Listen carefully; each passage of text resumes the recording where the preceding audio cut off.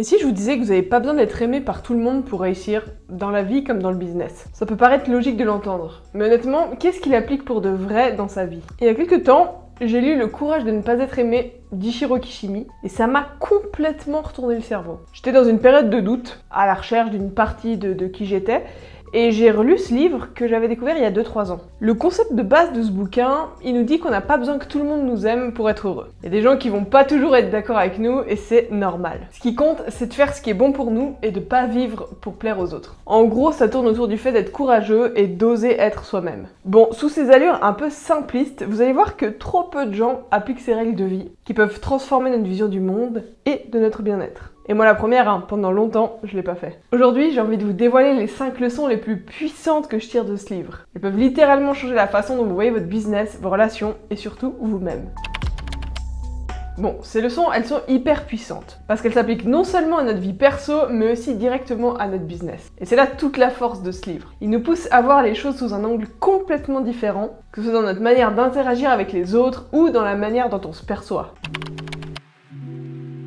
La première leçon, et franchement c'est probablement une des plus importantes, on ne vit pas pour plaire à tout le monde. C'est clairement une des idées les plus libératrices du livre, vraiment. On a tous cette tendance à vouloir que tout le monde nous aime, que ce soit nos clients, nos collègues, notre audience sur les réseaux sociaux. C'est hyper normal, on est câblé comme ça. Si on remonte des centaines voire des milliers d'années, être exclu de la tribu c'était presque un arrêt de mort. Mais à force de vouloir être aimé de tous, c'est surtout vachement épuisant. Le livre, il nous dit quelque chose d'essentiel. Accepter qu'on ne peut pas plaire à tout le monde. Et c'est totalement ok. Logique sur le papier, mais perso j'ai toujours eu du mal à l'appliquer. En fait, lâcher prise sur cet aspect de vouloir plaire à tout prix, c'est tellement apaisant au quotidien. Et pour votre entreprise, c'est exactement pareil. Imaginez que vous essayez de créer une marque qui parle à tout le monde. Vous tentez de contenter chaque client, chaque segment. Le résultat, votre message il devient flou, votre identité elle va se diluer et personne ne s'y retrouve. J'adore rappeler à mes clients que vouloir parler à tout le monde, c'est au final parler à personne. À force de vouloir être parfait pour tous, vous devenez invisible pour chacun. Par contre, si vous êtes clair sur vos valeurs, votre positionnement,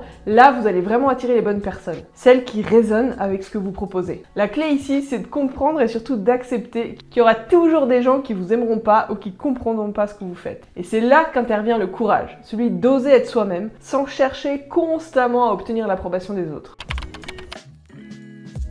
La deuxième leçon, elle est vraiment puissante, elle peut même être un petit peu inconfortable au début. On est responsable de ce qui nous arrive, que ce soit de nos choix, mais surtout de la façon dont on réagit aux événements. Franchement, ça peut paraître dur d'avaler, de se dire en gros qu'on est un peu responsable de tout ce qui nous arrive, notamment quand on a l'impression que les choses nous échappent. Mais l'idée là, c'est que c'est pas ce qui nous arrive qui compte, mais plutôt la manière dont on choisit d'y réagir. Dans le livre, ils expliquent que notre passé, nos traumas ou nos galères, ils doivent pas dicter notre présent. Et là, je sais, c'est ultra facile à dire, mais c'est beaucoup plus compliqué à faire.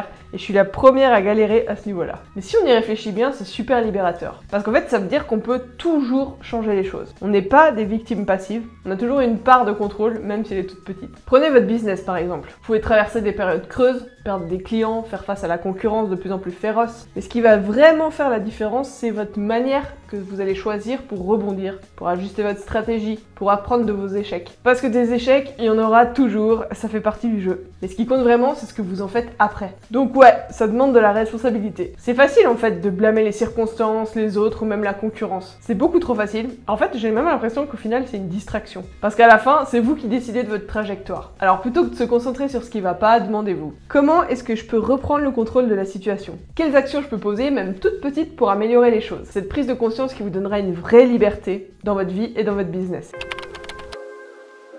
La troisième leçon, c'est un peu le prolongement des deux premières. Le rejet ne signifie pas que vous avez échoué. On a souvent tendance à penser que quand quelqu'un nous rejette, que ce soit un client, un partenaire ou même quelqu'un de notre vie personnelle, c'est qu'on n'est pas assez bien. Mais la vérité, c'est que le rejet, il fait partie du chemin et surtout qu'il définit pas notre valeur. Dans le livre, il explique que le rejet ne devrait pas être pris comme un signe qu'on est moins bon ou moins capable. Au contraire, c'est souvent une opportunité de grandir et de mieux comprendre ce qu'on veut vraiment. Et spoiler alerte, tout le monde, même les plus grands, ont été rejetés à un moment ou à un autre. Pensez à toutes ces histoires de célébrités qui se sont fait dire un non des centaines de fois avant d'arriver au succès. Dans le business, c'est pareil. Si vous proposez un service ou un produit, il y a des chances que tout le monde ne soit pas réceptif. Et c'est normal, c'est même sain. Mais ce rejet, au lieu de vous freiner, il doit vous pousser à aller encore plus loin. Par exemple, si un client refuse votre offre, ça ne veut pas dire qu'elle est mauvaise. Peut-être juste qu'elle ne correspondait pas à son besoin spécifique de l'instant T. C'est pareil dans le branding. On crée une marque pour attirer les bonnes personnes et pas pour plaire à tout le monde. Donc si quelqu'un n'adhère pas, en fait, c'est ok.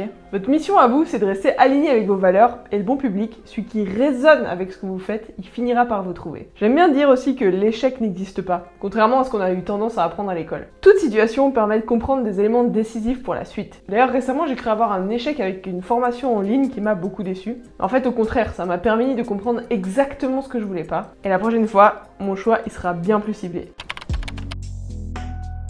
La quatrième leçon, c'est un véritable rappel à l'ordre. Vivre dans le présent. C'est un concept qui peut paraître simple, mais combien de fois on se retrouve à vivre soit dans le passé, soit dans le futur. Alors ça, c'est ses erreurs, à regretter des choix qu'on a faits, ou alors à s'inquiéter de ce qui pourrait arriver demain, dans une semaine ou même dans un an. Et pendant ce temps-là, on oublie complètement le moment qu'on est en train de vivre. Dans le livre, l'auteur, il nous invite vraiment à nous concentrer sur l'instant présent. Et il y a une phrase que j'adore, la vie n'est qu'une succession d'instants présents. Et quand il pense, c'est tellement vrai. Ce qui est passé, ce qui arrivera dans le futur, bah c'est pas encore là. Tout ce qu'on a, c'est le maintenant. Donc autant mettre le focus là où on a le contrôle. Et dans notre quotidien d'entrepreneur, c'est exactement pareil. On est souvent soit à regarder nos erreurs passées, les mauvais choix qu'on aurait pu éviter par exemple, soit à stresser sur les résultats futurs qu'on va obtenir. Et si ce projet il marchait pas, et si j'atteignais pas mes objectifs de vente, bref, tu connais. En faisant ça, en fait, on perd de vue le plus important, ce qu'on peut faire aujourd'hui pour avancer. Comme dirait quelqu'un que j'adore, 1% par jour. La dernière leçon du livre est probablement la plus difficile à intégrer pour moi en tout cas. La liberté réside dans le lâcher-prise. Ce que le livre nous apprend, c'est qu'on a souvent l'impression d'avoir le contrôle sur tout et de pouvoir tout maîtriser. Mais cette illusion de contrôle, c'est justement ce qui nous rend anxieux, frustrés et parfois même paralysés. Lâcher prise, c'est accepter que certaines choses ne dépendent pas de nous. Dans la vie comme dans le business, il y a des éléments qu'on pourra jamais contrôler. Encore une fois, l'opinion des autres, les décisions de nos concurrents ou encore des événements extérieurs imprévus. Essayer de tout gérer soi-même, c'est une recette pour l'épuisement et pour le stress. En tant qu'entrepreneur, lâcher prise, ça peut signifier accepter qu'on pourra pas plaire à tout le monde, qu'on contrôle pas la réaction de nos clients ou de notre audience, mais que c'est pas grave. L'essentiel, c'est de se concentrer sur ce qu'on peut faire. Travailler sur nous-mêmes, affiner notre message et surtout continuer à avancer malgré les imprévus. Cette leçon, elle nous rappelle que la vraie liberté, c'est de reconnaître qu'on peut pas tout maîtriser et que c'est justement cette acceptation qui nous libère. C'est en lâchant prise sur ce qui échappe à notre contrôle qu'on peut enfin avancer avec plus de sérénité, en se focalisant sur ce qui compte vraiment. D'ailleurs, depuis que j'ai lu ce livre, j'arrête de mettre des objectifs dans mes journées ou mes semaines,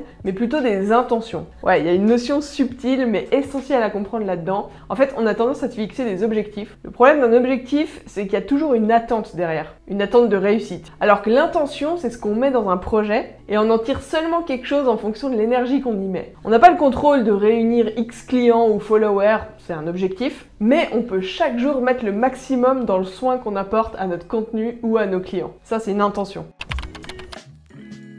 Bon, j'espère que ces 5 leçons vous ont donné des bonnes pistes de réflexion. Et maintenant, j'ai envie de vous les illustrer concrètement, histoire de voir ce que ça peut donner dans le monde du branding, bien sûr. Parce que ouais, ces concepts, ils s'appliquent pas uniquement à nos vies personnelles ou à nos entreprises. On peut aussi les observer chez des grandes marques. Et quand on regarde de plus près, on réalise que même les géants du marché ont dû apprendre à gérer le rejet et à assumer pleinement leurs choix. Je vais vous donner 2 exemples qui collent parfaitement à ces leçons. On va commencer par Apple. Aujourd'hui, Apple, c'est une marque adorée, presque vénérée dans le monde entier. Mais est-ce que vous saviez qu'au début, Apple a connu de nombreux échecs? D'ailleurs, j'avais fait une vidéo sur l'histoire d'Apple. Un des plus gros revers, ça a été le lancement du Newton, une tablette avant l'heure qui a été un fiasco total. Le produit n'a pas été compris et le public l'a complètement rejeté. Beaucoup auraient pu voir cet échec comme un coup fatal pour l'entreprise, mais au final, au lieu de s'effondrer, Apple a pris cette leçon à cœur. Ce rejet, ça n'a pas été un échec pour eux. C'était un signal pour ajuster leur stratégie, comprendre les besoins réels de leur marché et innover autrement. Et quelques années plus tard, ils ont lancé l'iPhone. Et on connaît la suite. Pour l'autre exemple, je vais vous parler de Tesla. Il y a une chose que Musk fait beaucoup mieux que d'autres entrepreneurs, assumer pleinement ses choix. Tesla n'a pas toujours été une success story, loin de là. Quand ils ont décidé de miser sur les voitures électriques, tout le monde pensait que c'était une erreur. L'industrie automobile traditionnelle rejetait complètement cette idée. Et même les investisseurs étaient sceptiques. Musk aurait pu à ce moment-là abandonner et suivre une voie beaucoup plus classique. Mais il a pris la responsabilité de ses choix. Il a toujours assumé que Tesla allait révolutionner le secteur, même quand tout le monde lui disait que c'était impossible. Aujourd'hui, Tesla, c'est l'une des marques les plus influentes au monde. Ce qu'on peut en retenir, c'est qu'assumer ses choix, même quand ils sont pas populaires, c'est fondamental. Encore une fois, il ne s'agit pas de plaire à tout le monde ou de suivre une tendance, mais de rester fidèle à sa vision, même si ça implique de faire face aux critiques. C'est un rappel puissant que prendre des décisions courageuses et en porter la responsabilité, c'est aussi ça le succès.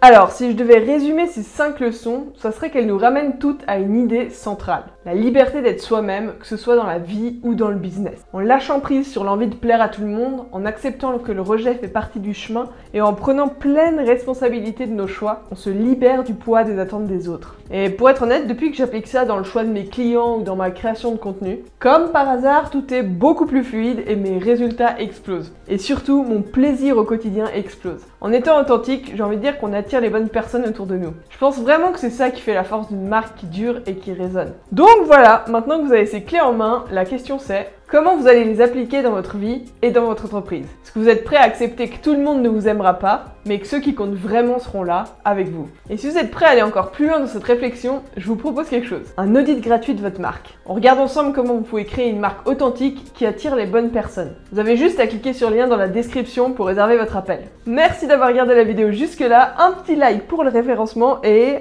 allez salut!